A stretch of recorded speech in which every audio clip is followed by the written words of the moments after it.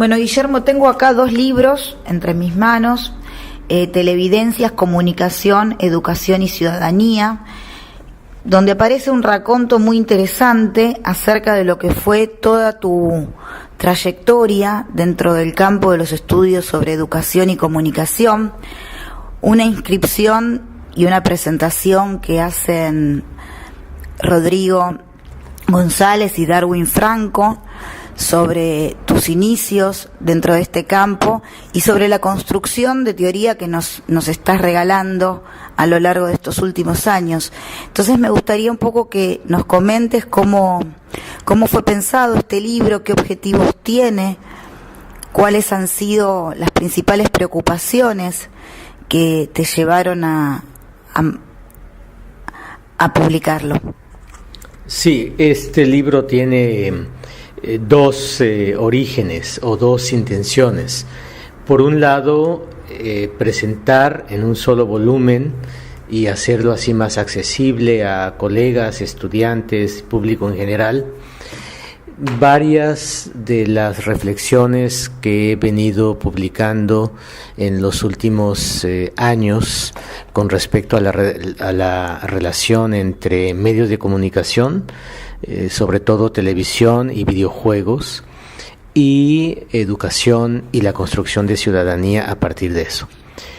Entonces, la primera intención fue reunir en un solo volumen artículos y capítulos dispersos, varios de ellos publicados en revistas españolas fuera de México y que no se habían conocido ni leído en México y en América Latina, creo que tampoco, y que sin embargo fueron preparados para una participación mía en un proyecto europeo que se llamó el Observatorio Infantil de la Televisión, el OETI, con sede en Barcelona, y que es una ONG importante europea que reunió a algunos especialistas de educación para los medios y de la preocupación de los medios y tecnologías en el desarrollo educativo de niños y jóvenes.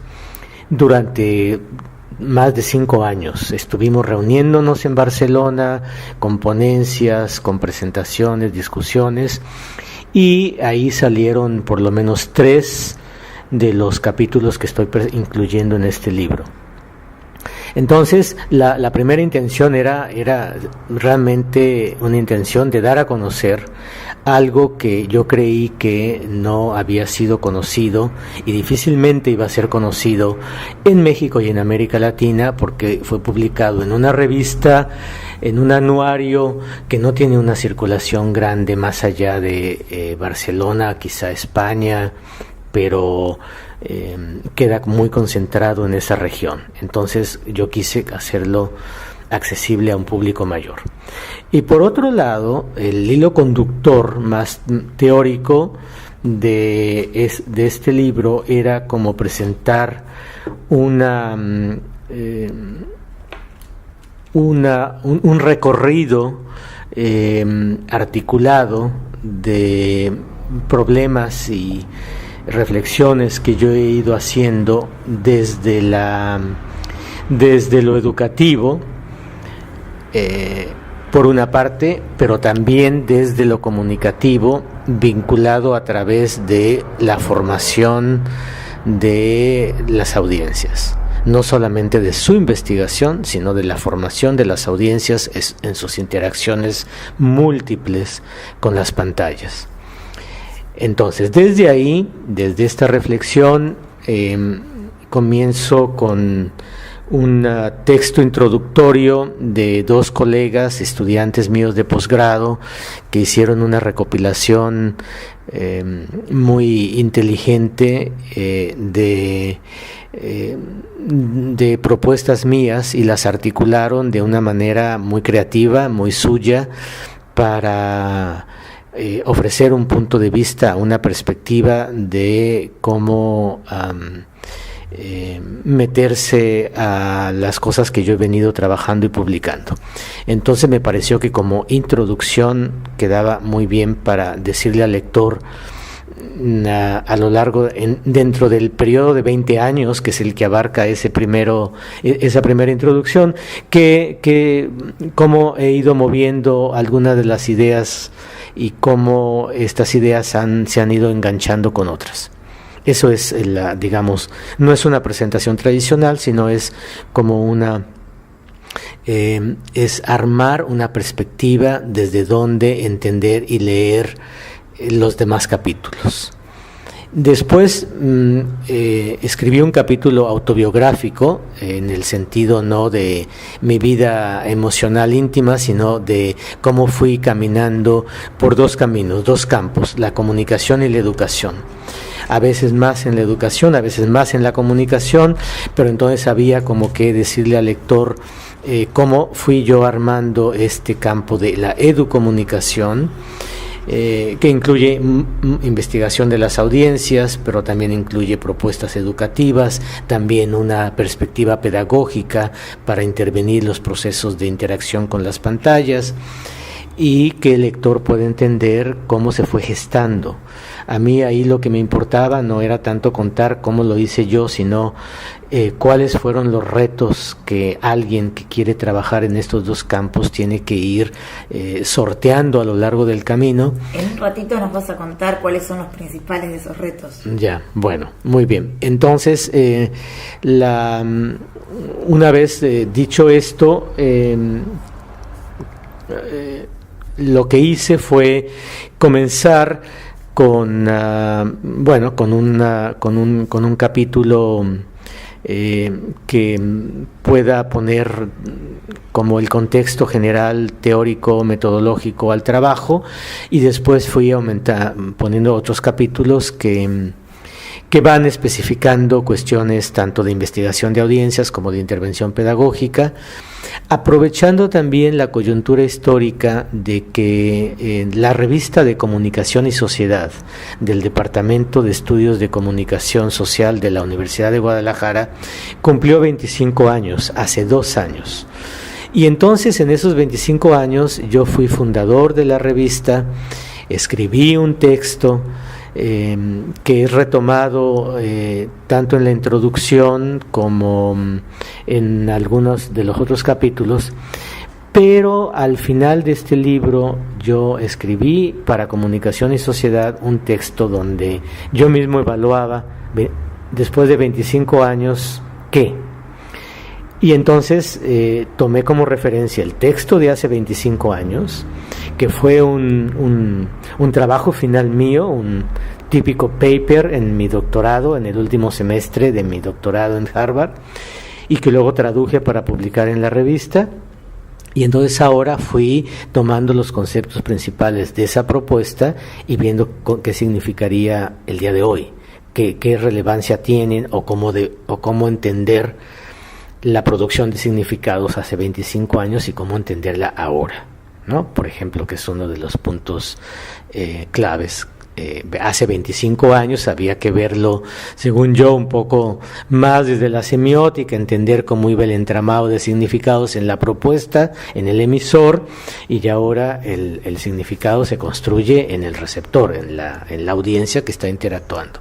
Entonces, bueno, para mí fue un ejercicio intelectual que me ayudó mucho a entenderme a mí mismo, a entender cosas que he dicho en este rango de 25 años, o sea, un cuarto de siglo que sigue siendo útil y cómo se entiende el día de hoy lo que se dijo en aquel entonces. Y este es el sentido de este libro, realmente es recuperar y conjuntar con una nueva visión lo que fue escrito en otros momentos, en los últimos 5 años, recogiendo cosas anteriores, salvo la referencia de este artículo de hace 25, que no está publicado acá, sino que está publicado únicamente el actual, ¿no? Pero haciendo referencia al otro, ¿no? Perfecto. Y esto muy interesante que nos contás acerca de la evolución que en estos 25 años hiciste vos mismo, pensando que, bueno, tal vez ya no como en sus orígenes había que pensar la gramática de los medios o la producción de sentido a partir de un análisis fundamentalmente semiótico del sentido que los medios le daban a sus mensajes, sino el traslado a la recepción. ¿Por qué no nos contás un poco más cómo se dio este pasaje, si la aparición de nuevas tecnologías y nuevas formas de contacto con estas tecnologías tuvieron algo que ver? ¿Qué elementos detectás vos que han producido estas transformaciones? Yo creo que el principal elemento es el que el campo de estudios de la comunicación se ha fortalecido como campo de comunicación, y antes era un campo de la semiótica que llamábamos comunicación, o era un campo del discurso, de la lingüística incluso, que nos ayudábamos de eso para entender lo comunicativo. Yo creo que en 25 años la comunicación ha evolucionado bastante bien en cuanto a que ha construido su propio objeto y su propia teoría y su propia manera de entender los procesos comunicativos más como interacciones, independientemente de los significados. Los significados resultan después. Entonces son interacciones que deben de incluir la parte técnica, material, que se había desechado. Los estudios culturales nos hicieron mucho daño, no los estudios culturales, sino las aplicaciones de algunos culturalistas nos hicieron mucho daño, porque vinieron proponiendo que lo importante era la cultura y que entonces la comunicación se diluía en la cultura, diluyendo o dejando fuera la parte material, el medio únicamente como transmisor. Pero el medio se ha descubierto que es también parte de la producción del mensaje. O sea, la parte tecnológica tiene que ver en qué tipo de resultado sale de un proceso comunicativo. Y los culturalistas tiraron el medio de comunicación. La parte tecnológica y la parte material no les importó, más allá de ser un vehículo de lo que sí era importante, que era el significado, y entonces eso venía de la semiótica, etcétera. Cuando nos empezamos a deshacer de esta imposición culturalista, antropológica, no totalmente, pero fundamentalmente, es cuando emerge el entender el intercambio concreto que incluye todo. Es decir, incluye, sí, una parte más de discurso, pero una parte más material, incluso una parte más tecnológica, porque lo que se está produciendo, tanto del lado de los emisores como de los receptores, es el resultado de la combinación y de la interacción con todos estos elementos en los distintos canales, tecnológico, de discurso, mediático, de la forma, lo audiovisual, etcétera, que imprime al contenido que se intercambia, lo hace de una manera y no de otra, o sea, imprime una influencia, nada queda fuera. Entonces yo creo que la comunicación toma eso, toma justamente la interacción con todos los demás elementos, pero todos los demás elementos están subordinados a la interacción entre los sujetos con un contenido. Y digo así, con un contenido, para tratar de quitarle acepciones de otras disciplinas. Y yo creo que eso ha sido el gran avance de la comunicación. Entonces, si entendemos eso, tenemos que un campo específico donde sí importa la tecnología. No es que la tecnología defina todo, pero la tecnología importa porque permite hacer una cosa y no permite hacer otra. Y importa la capacidad de manejar la tecnología para poder construir un mensaje, no solamente la idea o el sentido o el significado, importa también la parte material, importa también saber hacer clic en las máquinas, etcétera, para que el mensaje salga como uno quiere. Entonces la comunicación es una disciplina muy integradora, pero desde la interacción misma del intercambio, no desde otra disciplina. Antes había otras que se convertían en el eje integrador y la comunicación ahí se diluía. Ahora, desde lo comunicativo, ¿qué significa hacer política? ¿Qué significa entender la historia? ¿Qué significa construir opinión pública? ¿Qué significa hacer un discurso periodístico? Comunicativamente. Ese es un poco el gran desafío que tenemos que estar resolviendo permanentemente los comunicadores.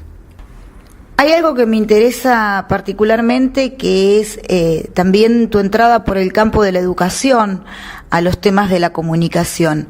Históricamente, no sé, los grandes medios de comunicación, fundamentalmente la televisión, han sido construidos como un peligro desde el campo educativo.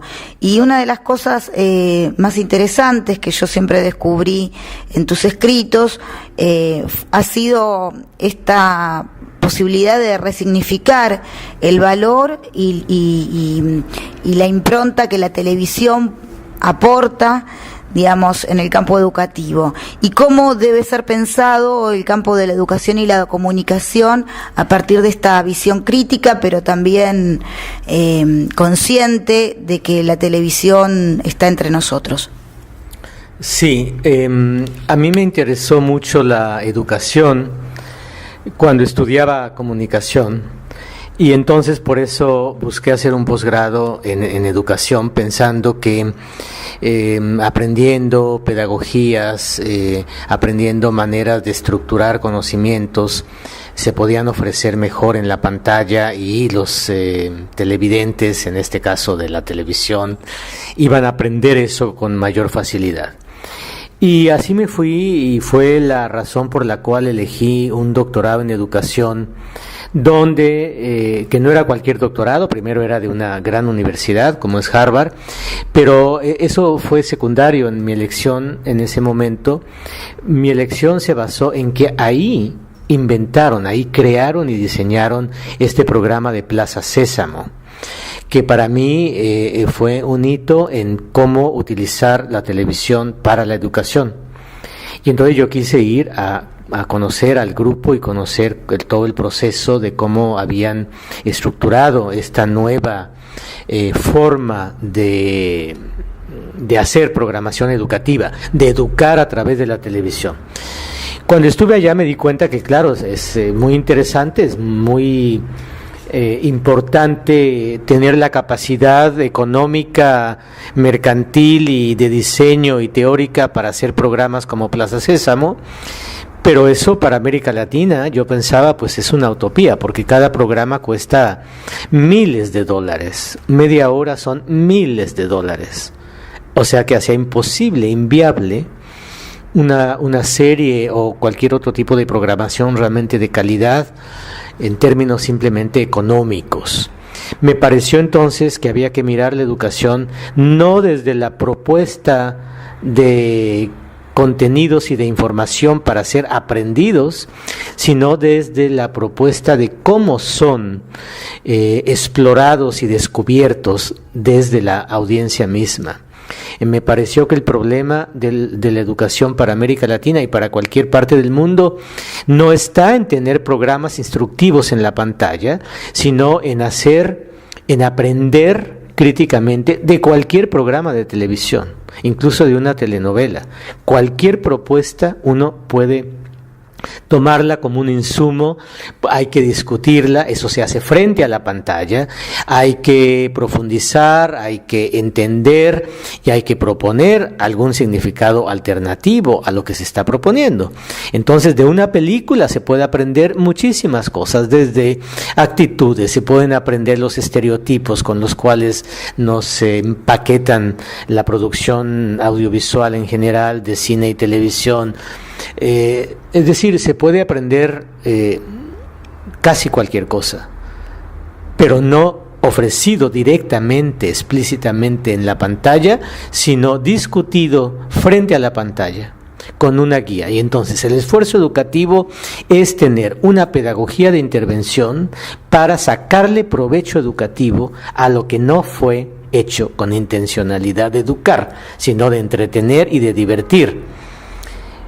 Que es todo, es toda la programación. Se puede aprender de cualquier programa, de cualquier anuncio publicitario. Podemos aprender para la vida muchas cosas.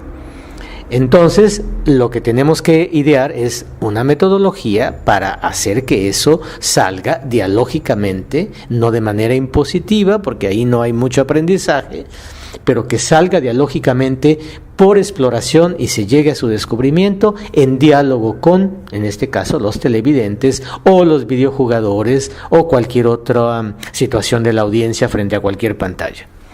Y entonces me dediqué a eso, y desde ahí conecté lo educativo con lo comunicativo. Siempre está la posibilidad de hacer programas especialmente para producir cierto aprendizaje, por supuesto.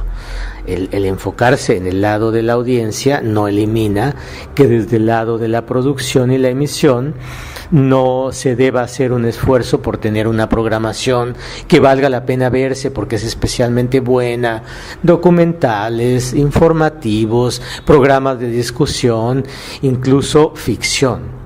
Todo lo que es el eduentretenimiento y la ficción, que es lo más efectivo para aprender.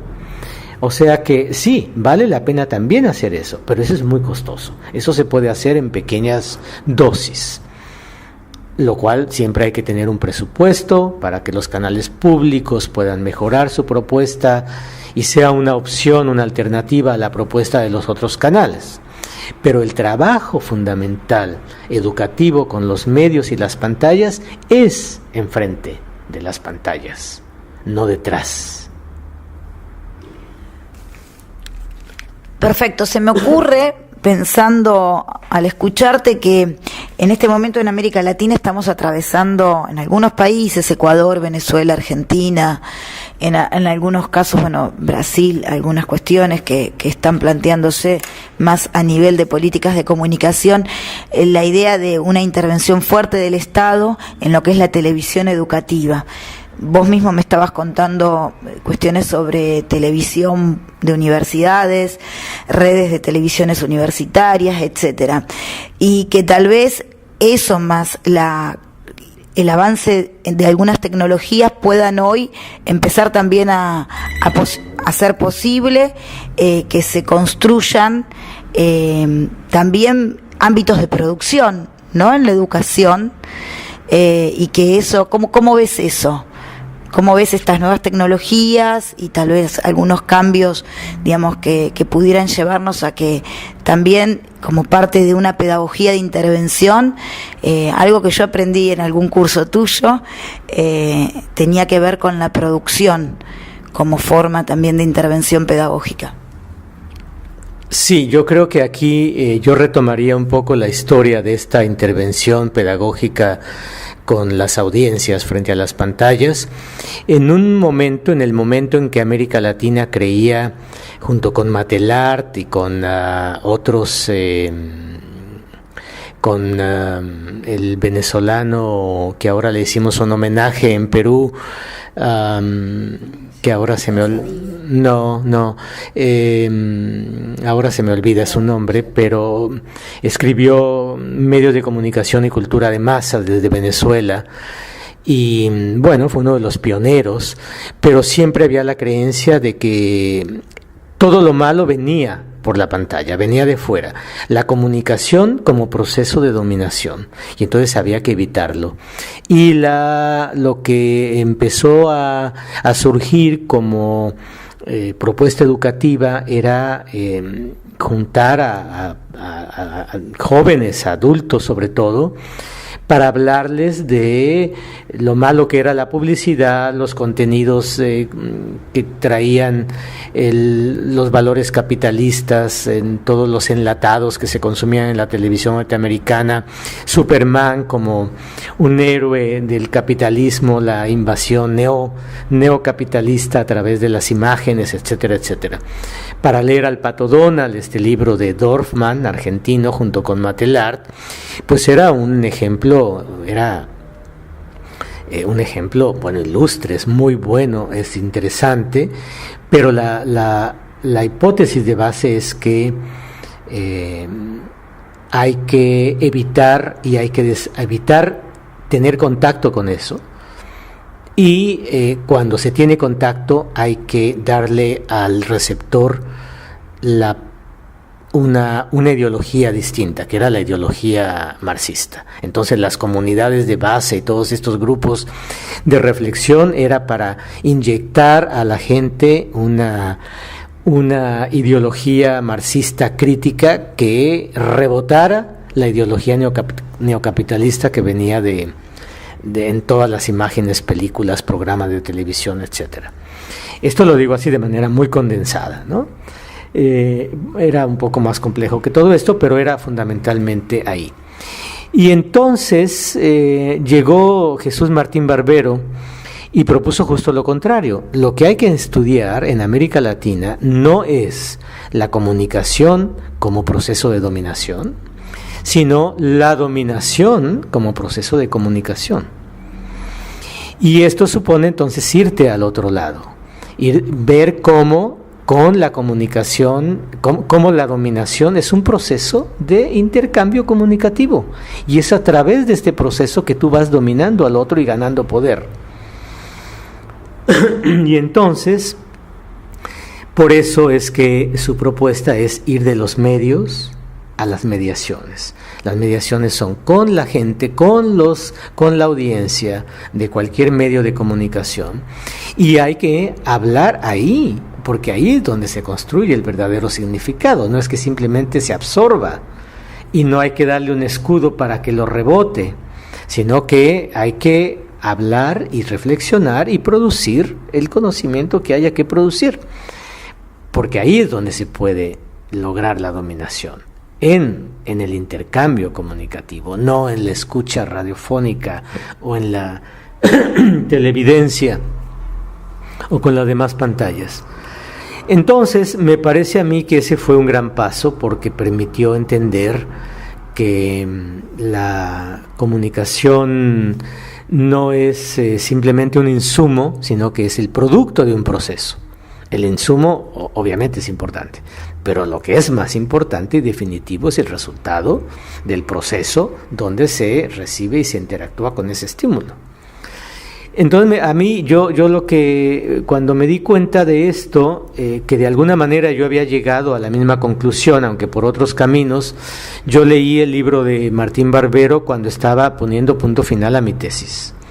O sea que lamenté mucho no haberlo leído antes, porque me hubiera ahorrado y sobre todo me hubiera apoyado emocionalmente para defender esa tesis que pues iba un poco en contra de lo que todo el mundo decía. Pero igual, entonces a partir de ahí encontré en Martín Barbero un teórico que ha sido mi teórico de cabecera,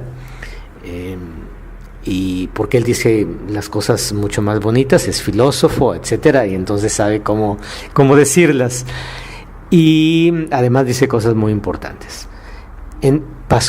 Antonio Pasquali fue el otro pionero. Bueno, entonces creo que el problema de la educación, continuando con esta línea de pensamiento, que no es simplemente ponernos escudos para rebotar las malas influencias de todos los mensajes, sino aprender a pensar sobre esos mensajes y a tomar una posición frente a ellos, supone un trabajo desde frente a las pantallas y no atrás de las pantallas, y supone también entender que lo importante no es evitar que se vea televisión o que se vea tal película o que no se lea tal libro, sino es leerlo y darle herramientas al sujeto para que analice. Yo diría que ni siquiera para que piense críticamente, eso no depende de ningún interventor, de ningún profesor. Uno lo que puede dar es herramientas para analizar. Y si alguien analiza, va a llegar a conclusiones críticas, que no están ahí. Necesariamente va a llegar a conclusiones propias y críticas, porque al analizar un texto, necesariamente uno se da cuenta de cómo está hecho. Y ahí ves si me gusta o no me gusta. Entonces, no se trata de volver críticos con una teoría crítica, marxista o la que sea, a la gente, sino de darle herramientas para un pensamiento analítico, que es lo esencial para poder llegar a tomar posiciones críticas eventualmente. Perfecto. Y en este contexto, entonces, el tema de la producción, ¿no? Las nuevas tecnologías que también permiten producir simultáneamente a interactuar. ¿Cómo lo ves? ¿Crees que viene a cambiar un poco el panorama o que viene a profundizar un poco lo que vos venías contando?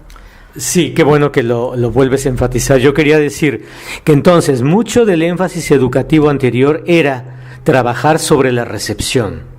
Cómo hacer que la recepción sea crítica, que la lectura sea crítica. Y así son los nombres que en distintas épocas se le dio a este trabajo educativo frente a los medios.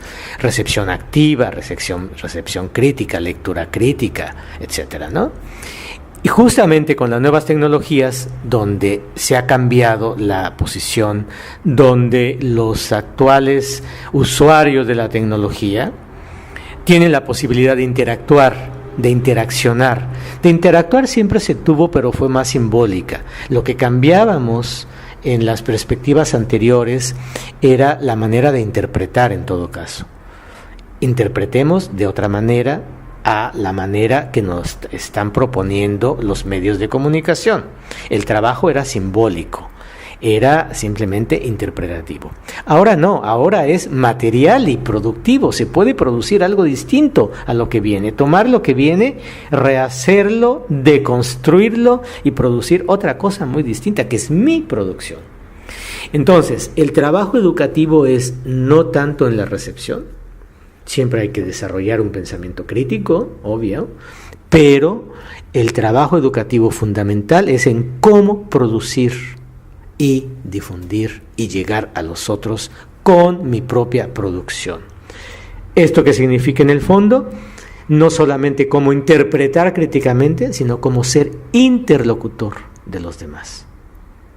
Entonces, para mí la meta de una educación que incorpore nuevas tecnologías, que incorpore viejas tecnologías, que incorpore insumos de donde sea, es lograr la interlocución horizontal con todos. Guillermo, vos tenés mucha obra publicada en torno a pedagogías de intervención a la hora de estar frente a la pantalla, sea para la utilización por parte de los docentes, de los padres. Entonces, me gustaría que nos pudieras resumir o regalar, digamos, alguna pequeña síntesis de cuáles serían aquellos aspectos fundamentales que estas pedagogías tendrían que tener en cuenta. Sí, bueno, primero que como audiencias o usuarios de la tecnología no nacimos, o sea, nos vamos haciendo, lo cual quiere decir que podemos ser de otras maneras distintas. No hay una sola manera de ser usuario de la tecnología. Ese es el punto de partida. Hay que creer fuertemente que se puede transformar la relación que tenemos con las tecnologías, que el mercado sugiere tener unas, que la educación y las instituciones sugieren tener otra, muy crítica. O sea, todas son sugerencias, son propuestas y siempre podemos hacer una propuesta diferente, mejor, a partir de los propios sujetos. Somos susceptibles de hacernos usuarios de tecnologías de otras maneras que sean más provechosas para nosotros mismos. Ese es como la razón. Sin eso no vale la pena hacer ningún esfuerzo. Segundo, la intervención pedagógica no puede ser una intervención pedagógica autoritaria desde arriba, desde lo formal, desde la teoría. Tiene que ser desde los sujetos que están involucrados con las distintas pantallas, involucrándonos nosotros también como orientadores, como educadores en general, y tiene que ser de manera lúdica. Es decir, hubo una periodista que por ahí dijo: el mayor entretenimiento de la gente hoy es comunicarse. Entonces, comunicarse es un entretenimiento, no podemos hacerlo una tarea escolar, no podemos hacerlo un proceso fuerte que nos haga sufrir de reflexión. Hay que jugar y es la manera de que podamos realmente aprender. O sea, que esto echa por tierra toda la pedagogía que diga hay que apagar la televisión, hay que tener una dieta televisiva, hay que tener una dieta con los videojuegos, etcétera, etcétera. Bueno, obvio que no se puede estar las 24 horas frente a la pantalla, hay que descansar, hay que variar la actividad. Pero estas propuestas tipo disminuir el intercambio con las pantallas no resultan. Son realmente equivocadas porque hay que trabajar la construcción de aprendizajes y conocimiento frente a la pantalla, encendida, frente a las tecnologías, frente al videojuego, jugando. Hay que darse cuenta de lo que estamos haciendo a partir de ahí. Y jugando es que vamos a llegar a nuevos aprendizajes y conocimiento. Entonces, esto debe ser muy lúdico, porque si no estamos en dos campos distintos. Si entramos de manera seria, crítica, restrictiva, represora, etcétera, no vamos a conseguir nada. Y yo creo que la otra cuestión es que la tecnología hay que tomarla como lo que es.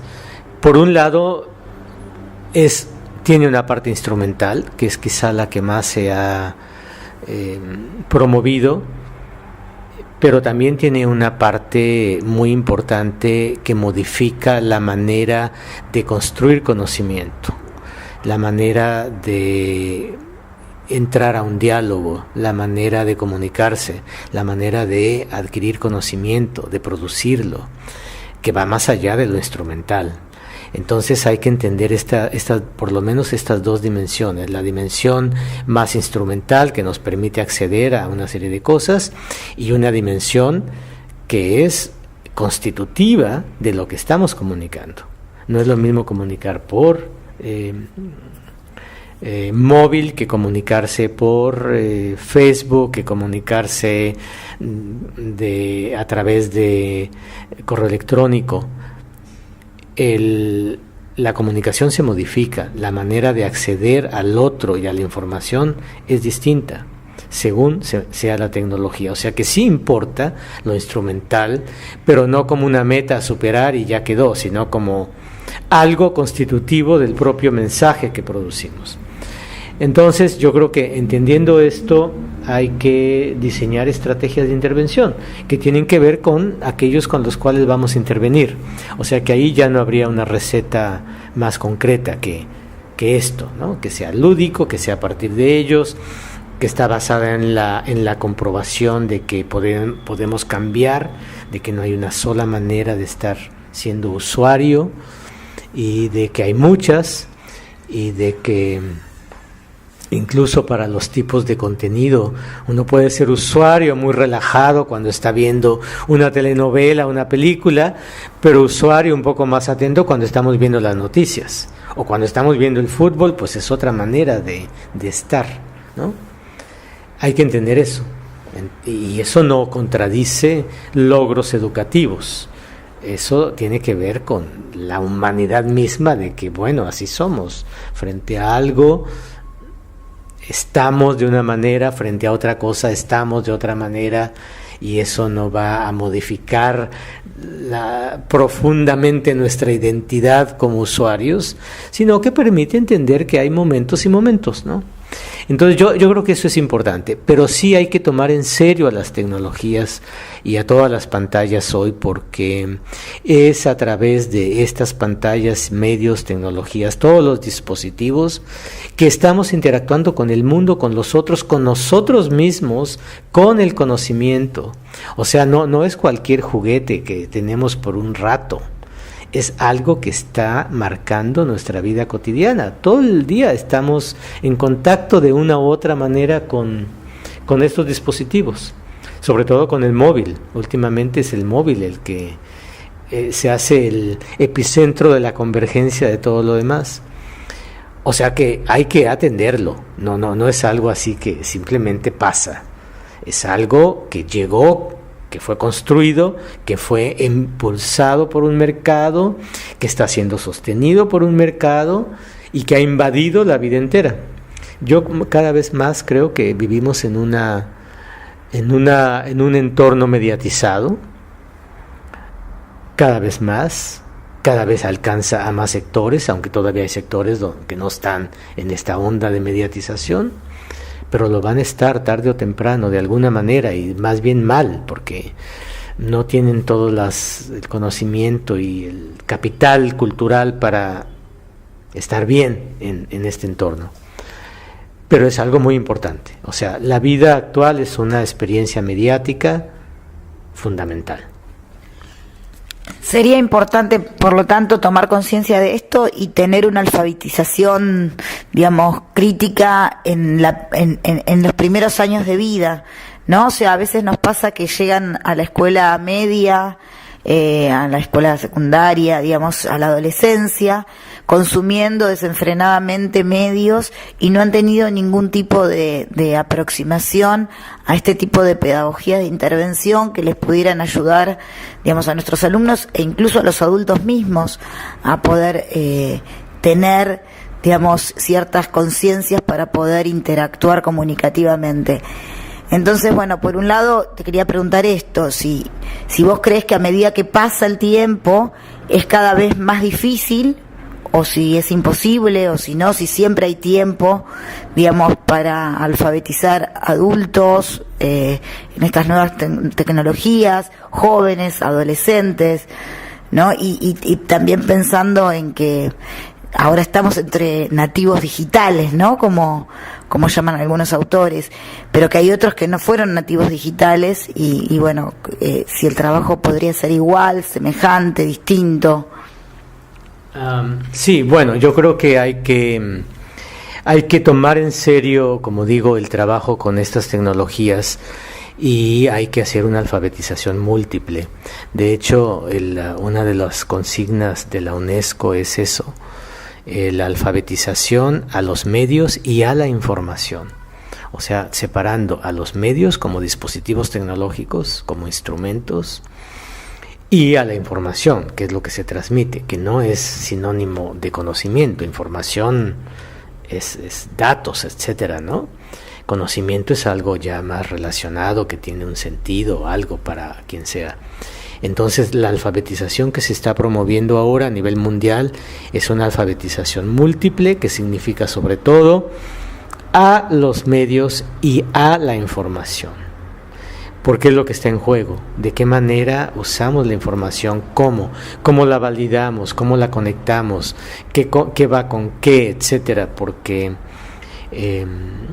es como el otro elemento que es como explotado junto con todas las pantallas y toda la tecnología cada vez más portátil, más convergente. Entonces son dos ámbitos específicos de la alfabetización múltiple. El énfasis es no tanto en formar de entrada usuarios críticos, sino usuarios analíticos, capaz de dimensionar lo que tienen. Y a partir de ahí tomarán la posición que quieran, pero tienen que saber dimensionar tanto la información como contenido que se intercambia y se produce, como todos los dispositivos que intervienen en su producción. Por eso va como una mancuerna la alfabetización, que antes era alfabetización a los medios o alfabetización digital, ¿no? Ahora es alfabetización a los medios y a la información. Lo cual es como muy interesante, porque es retomar sintéticamente todos los intereses que ha habido antes en la alfabetización frente a las pantallas, que no es solamente la parte técnica, sino también la parte de contenido, pero no contenido cualquiera, sino meterse a la información como producto al cual todos tenemos derecho a acceder, utilizar y servirnos de ella para estar bien en la vida, pero a la vez tenemos que saber qué estamos consumiendo, para decirlo así un poco más asépticamente, menos cargado de un posicionamiento ideológico, ¿no? Guillermo, Entonces, un poco en esta secuencia que nos va llevando de la antigua televisión, o como decía Eco, de la paleotelevisión, yo diría los paleomedios a los nuevos medios, ¿no? Parafraseando a aquella propuesta de Humberto Eco. Me interesa particularmente el trabajo que hacen vos y Darwin Franco en Al filo de las pantallas, porque allí, digamos, pegás este salto, ¿no? Este salto cualitativo, digamos, a los nuevos medios y a cómo intervenir y trabajar con múltiples pantallas. ¿Qué nos podés contar? Bueno, sí, yo creo que en este libro está condensado un trabajo de varios años de perfeccionar una propuesta de intervención pedagógica frente a los viejos y los nuevos medios. Y creo que hay un par de puntos de confluencia. Primero, tanto los viejos como los nuevos medios están ahí cada vez más conectándose con todos nosotros, y tenemos que tener una propuesta de interconexión con ellos, más allá de la parte instrumental de manejar y hacer clic aquí, mover el ratón, etcétera. Y por otra parte, creo que justo por la convergencia que hay, los viejos medios están convergiendo con los nuevos y viceversa, y están coexistiendo, están transformándose, están pudiendo ser interactivos. Una telenovela pasada en un canal público tradicional, a partir de abrir sitios web del propio canal, hay una interactividad con los receptores, con los televidentes, que pueden dialogar con el director, el productor, los actores. Hay posibilidades de conocer información sobre cómo se hizo la propia telenovela, aspectos específicos del guión que no se tienen cuando únicamente uno ve el canal y ve el capítulo. Entonces, cada vez más hay la posibilidad de interactuar con el producto, aunque sea en un dispositivo tan tradicional y clásico como el televisor. Se puede interactuar yendo a otro dispositivo y metiéndose al sitio, y luego después se hacen redes particulares, en Twitter, en Facebook, en fin, donde se empieza a comentar y se empieza a hablar de la telenovela con otros, no solamente a pensar internamente en la mente, lo cual modifica la experiencia de recepción, la hace una experiencia de interacción con el medio mismo, y horizontalmente con todos los que están conectados en la red. Y esto se puede hacer en cualquier momento, en cualquier lugar, no tiene que ser inmediatamente en la hora que se transmite el capítulo. El capítulo se puede ver en cualquier otro momento. O sea, se rompe el tradicional acuerdo o contrato social, como decía Verón, entre la televisión o un medio y la audiencia. Eso se ha roto porque este contrato se hace pues convergente, y entonces ya depende de momentos, estilos, con quién estás, posibilidades de conexión o no conexión, etcétera.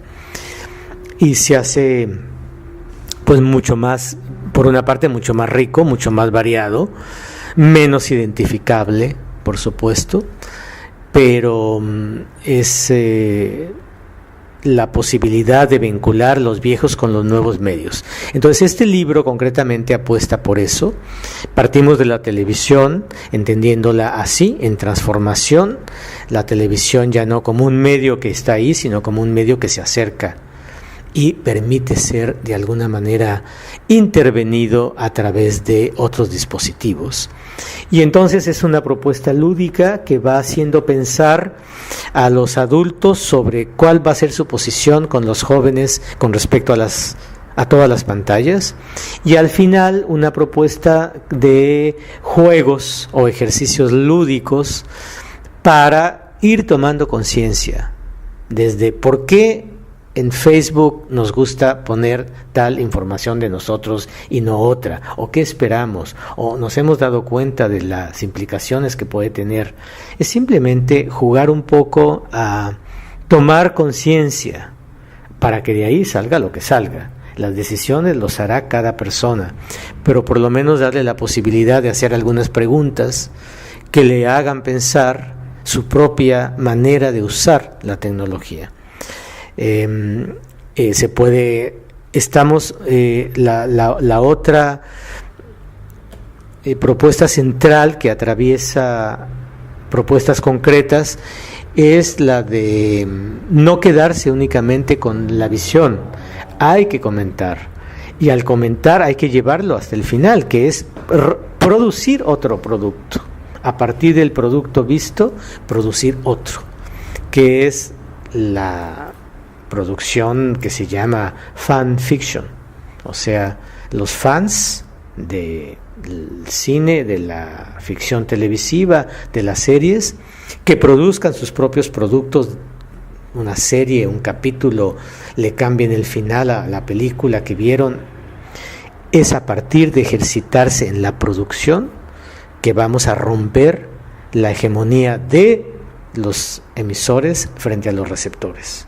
Entonces proponemos mucho el meterse a los sitios, el pasar más allá del clic o del me gustó, no me gustó, el comentar, el dejar un mensaje, el empezar a colaborar en hacer un nuevo video, aunque sea de medio minuto, de un minuto, a partir de lo que se vio, y eso ponerlo a circular por todo el mundo, porque es el ejercicio, es el ejercitarse expresivamente, creativamente, como emisores y productores, y no solo como receptores. Entonces eso es finalmente la propuesta de este libro. Ir desde la pantalla más clásica hacia las otras pantallas, pero con una serie de información y de preguntas para que los lectores puedan llegar a ser productores ellos y no solo receptores.